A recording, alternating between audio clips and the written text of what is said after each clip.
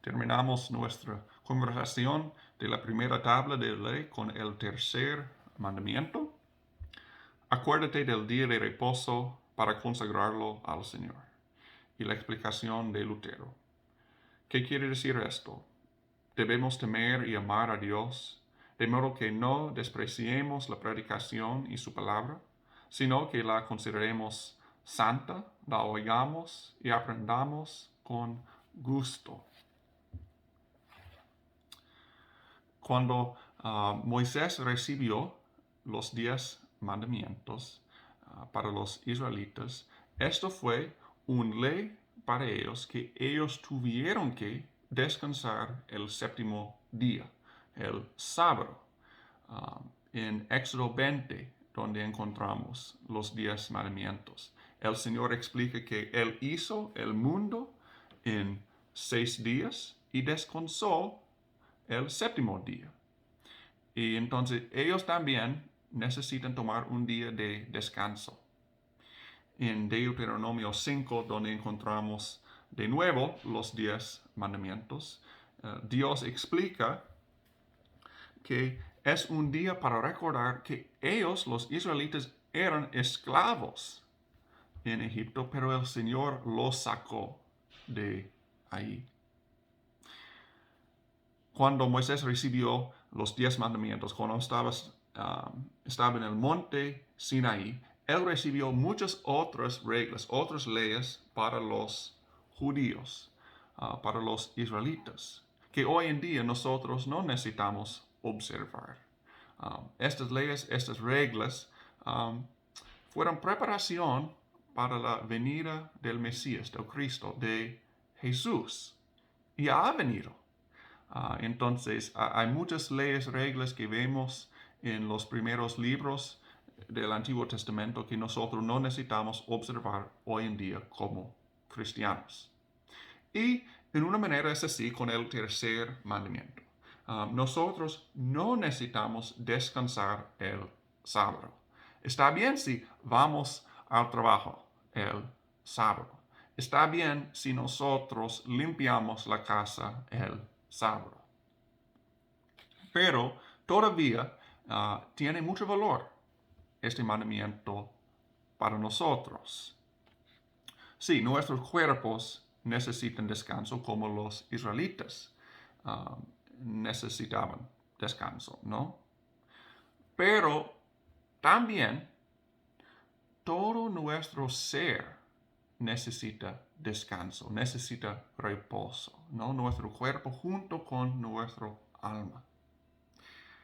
¿Y quién nos da descanso? ¿Quién nos da reposo? Bueno, Jesús. Leemos en Mateo 11, 28. Vengan a mí todos ustedes, los agotados de tanto trabajar, que yo los haré descansar. ¿Cómo nos da hoy en día en este mundo, en esta vida terrenal, cómo Jesús nos da ese descanso? Nos da este descanso en su palabra.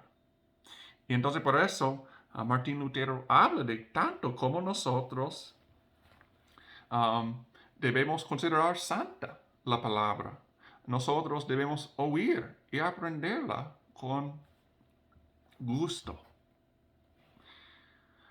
La palabra de Dios nos hace nuestras vidas santas. Nosotros somos pecadores. El mundo es caído, ¿no? Pero por la palabra nosotros somos santificados. La palabra de Dios nos hace santos.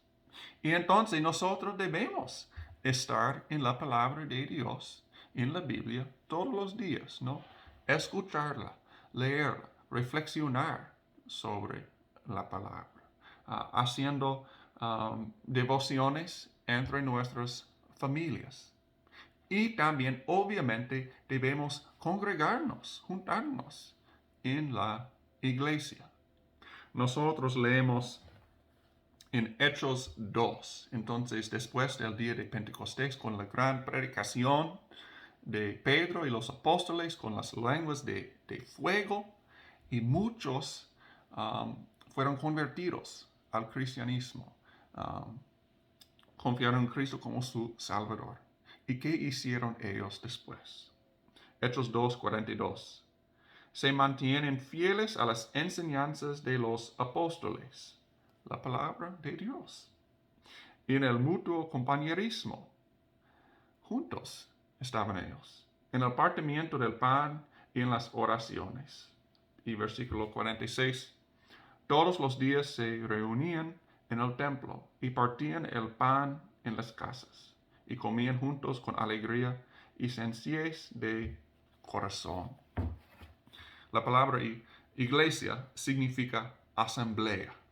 Todos nosotros queremos estar juntos para escuchar la palabra de Dios, para ser hechos santos, juntos con los otros miembros del cuerpo de Cristo, los otros hermanos y hermanas en la fe.